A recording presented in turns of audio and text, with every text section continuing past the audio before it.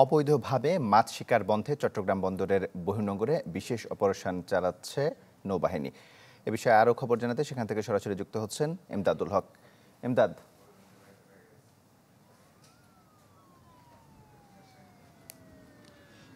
তমাল, দেশের নদী অববাহিকা ও জলাশয়ের এলাকায় যেসব জায়গাগুলোতে 10 মিটারের কম গভীরতার যে জায়গা, সেখানে নৌবাহিনীর উদ্যোগে বিশেষ কম্বিং অপারেশন পরিচালিত হচ্ছে এবং সেটি গত 12 জানুয়ারি থেকে শুরু করে 28 ফেব্রুয়ারি পর্যন্ত 4টি ধাপে এই অভিযান সেটি পরিচালনা করা হচ্ছে। এবং এই মুহূর্তে চট্টগ্রাম বন্দরের বহির্নোঙর এলাকায় আমরা আছি। সেখানে নৌবাহিনীর বিশেষ বোট এবং জাহাজের মাধ্যমে কিন্তু এই যে বিশেষ কম্বিং অপারেশন সেটি পরিচালনা করা হচ্ছে। এবং আমরা ক্যামেরার মাধ্যমে নিশ্চয়ই আপনি দেখছেন যে একটি মাছ ধরার যে বোট আছে সেটি অবৈধভাবে বেহুন্দি জাল দিয়ে তারা মাছ শিকার করছিল। এই অপরাধে তাদেরকে আটক করে নিয়ে যাওয়া হচ্ছে। এখানে আমরা যেটি দেখতে পাচ্ছি যে মোট 3টি বোটকে এই যে জালগুলো আছে যেগুলো দিয়ে মাছ শিকার নিষিদ্ধ, বেহুন্দি জাল, কারেন্ট জাল, টং জাল, চট জাল, এরকম বেশ কিছু জাল আছে, সেগুলোতে করে মাছ শিকার অপরাধে এই জায়গাটি থেকে বন্দরের বহির্নোঙর এলাকা, সেখান থেকে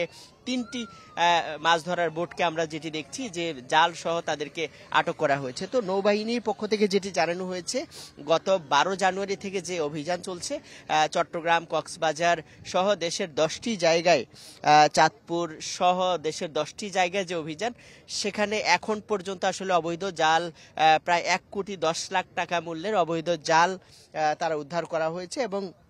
এবং এর মাধ্যমে দেশের যে মৎস্য সম্পদ আছে, দেশের জলসীমার সেই মৎস্য সম্পদের প্রজনন যেন নির্বিঘ্ন রাখা যায় এবং একই সাথে আগামী দিনে যেন আসলে মৎস্য সম্পদের কোনো ধরনের সংকট তৈরি না হয় এবং এই যে প্রজননের সময়টাতে যে মাছগুলোর প্রজনন দরকার সেগুলো যেন নির্বিঘ্ন হতে পারে, সেজন্য এই অভিযান চলছে। এবং এর মাধ্যমে দেশের মৎস্য সম্পদে একটি ইতিবাচক একটি প্রভাব আসবে বলে কিন্তু তাদের পক্ষ থেকে আশাবাদ ব্যক্ত করা হয়েছে।